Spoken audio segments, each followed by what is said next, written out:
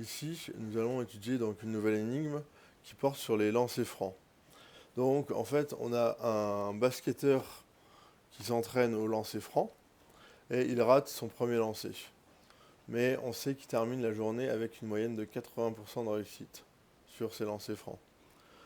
Alors, on doit montrer qu'il a eu à un moment une moyenne d'exactement 75% de réussite.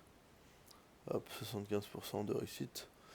Donc alors, ça peut être simple, si on se dit, on va prendre des pourcentages continus, mais en fait, ça va être forcément des valeurs différentes, bien distinctes. Et donc, pas forcément qu'il passe par 75, peut-être, parce que là, c'est exactement 75, c'est pas 75,2, etc., un nombre décimal ou autre, irrationnel ou je ne sais quoi.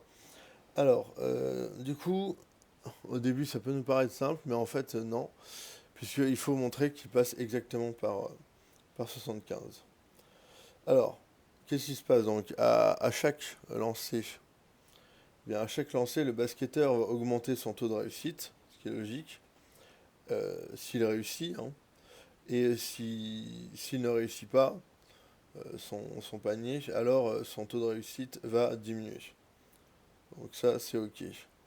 Alors, tout d'abord, le taux est de... Donc, le taux est de 0% après le premier lancer.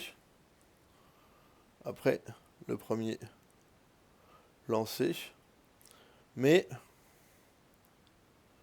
il va revenir. Il va remonter jusqu'à 80%. C'est bien ce qu'on a dit, 80% de réussite. Il va remonter jusqu'à 80%. Alors, je suis désolé, j'écris mal, c'est normal. J'ai un souci à la main. Donc jusqu'à 80%. Alors, à un moment donné, disons du n-1 unième lancé, du n-1 ième au nème lancé. J'ai pas mis lancé, mais hop, hop, lancé. Eh bien, donc disons que du n-1 au nème lancé, avec n strictement supérieur à 1, sinon on aurait des relatifs, et on n'a pas de relatifs, on ne peut pas avoir des moins lancés, enfin le minimum c'est 0 lancé réussi. Voilà, on ne peut pas réussir moins un lancé, ça n'a aucun sens. Donc il n'y a pas de relatif dans ce cas-là. Donc on prend n strictement supérieur à 1. Alors le basketteur va donc passer d'un taux strictement inférieur à 75, donc taux strictement inférieur à 75%, il va passer il va passer à un taux supérieur ou égal à 75%. Ou égal à 75%. Alors, soit P, soit P, le nombre de lancers réussis, on va poser ce paramètre, cette variable, ou tout simplement cette lettre. Donc P, comme on a dit, c'est le nombre de lancers réussis au nème lancé. Le nombre de lancers réussis au nème lancé.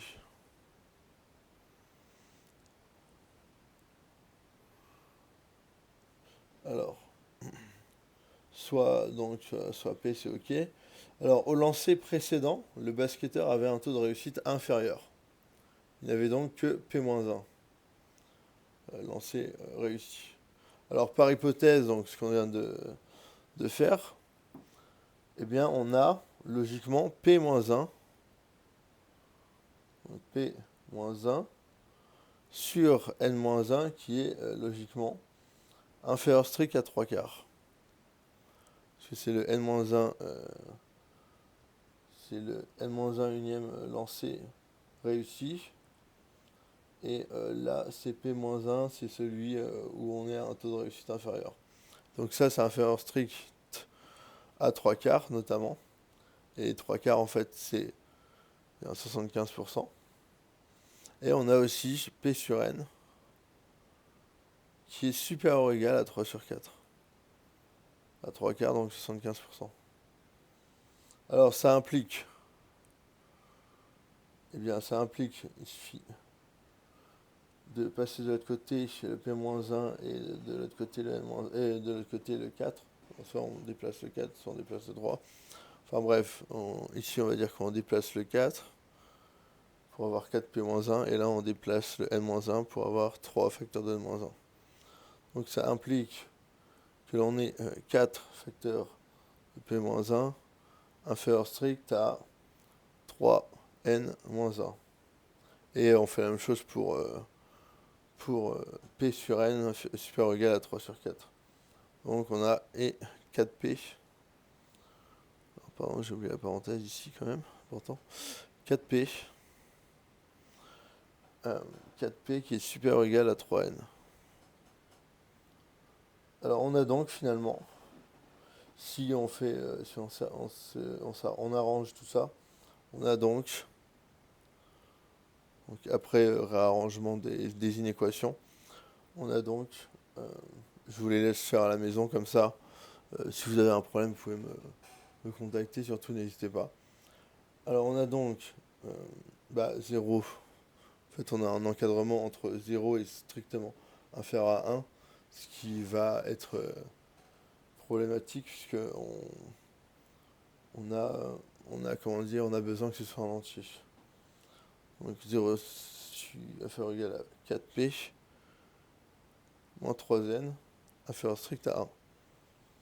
Et donc, or 4P moins 3N, 4P moins 3N est un entier appartient à N. Ouais, est un entier. Donc, eh bien, là ici, c'est pas possible d'avoir un entier entre 0 et 1 qui ne soit pas 1, bien entendu. Donc, 4P moins 3N égale 0.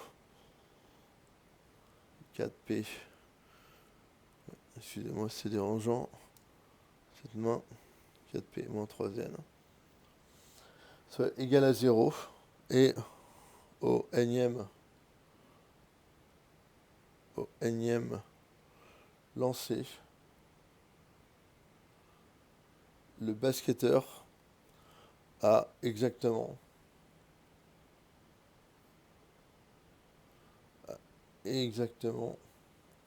75% de réussite.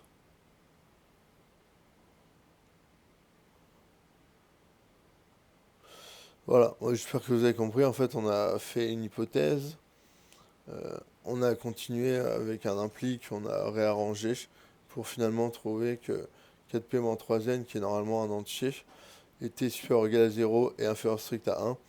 Donc il était forcément égal à 0. À partir de ça, on peut en conclure que au énième lancer, le basketteur a exactement 75% de réussite. Voilà, alors c'est un CQFD. Donc on peut le montrer comme ça, mais il existe aussi une autre preuve plus graphique. Donc, par exemple, on dessine la suite définie par récurrence valant 0 en 0 et augmentant de 1 quand le basketteur réussit à lancer.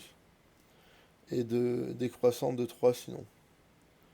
Et donc on pourrait faire le graphe, mais j'ai pas... ils n'ont pas encore sorti sur ma tablette le grillage, le repère orthonormé avec les cases. Donc je ne peux pas vous le faire ici, mais d'ailleurs justement je vous invite à vous entraîner à le faire. Donc par exemple prenez une suite définie par récurrence qui vaut 0 en 0 et qui augmente de 1 quand le basketteur réussit à lancer. Et s'il ne réussit pas à le lancer, on décroît de 3. Et en fait, à la fin, vous allez voir que, étonnamment, à la fin, la suite devient positive, car le basketteur, en fait, ça peut être très long, hein, forcément, il finit à 80%. Et donc, surtout, nous, ce qui nous intéresse, c'est le taux de réussite supérieur à 75%. Et en fait, le taux de réussite qui soit égal à 75%. Donc vous pouvez le faire, mais c'est assez long. Mais ça peut se faire et c'est plus... Est-ce que c'est vraiment une démonstration? Non, mais c'est une manière de comprendre. Voilà. Donc j'espère que tout est OK pour vous. Alors n'hésitez pas. Et puis je vous souhaite une belle journée, un bel après-midi, une belle soirée. Voilà. Au revoir à tous.